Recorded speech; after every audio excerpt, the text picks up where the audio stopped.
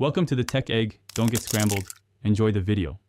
In this video, I will explain how to make delicious beef stock. First, gather your ingredients, focusing on high-quality beef bones. You'll also need some aromatic vegetables like carrots, celery, and onions, along with a few herbs. This foundational liquid is perfect for soups, sauces, and braises, adding incredible depth of flavor to your cooking. Let's get started on this rewarding culinary journey. The first crucial step is roasting your beef bones and aromatics. Preheat your oven to 400 degrees Fahrenheit. Arrange the bones in a single layer on a baking sheet and roast them until they are deeply browned, which usually takes about 45 minutes. For the last 20 minutes, add your chopped carrots, celery, and onions to the pan to roast alongside the bones. This step develops a rich, complex flavor that will be the backbone of your stock. Once roasted, transfer all the bones and vegetables to a large stock pot.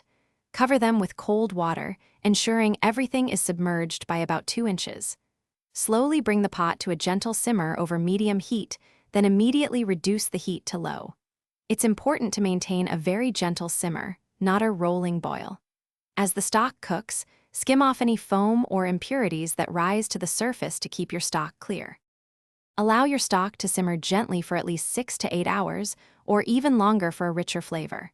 Once done, carefully strain the liquid through a fine mesh sieve, discarding the solids. To ensure food safety, cool the stock quickly by placing the pot in an ice bath.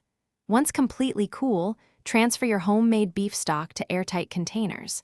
It can be refrigerated for up to 5 days or frozen for several months. Thanks for watching. Consider subscribing if I helped unscramble your problems.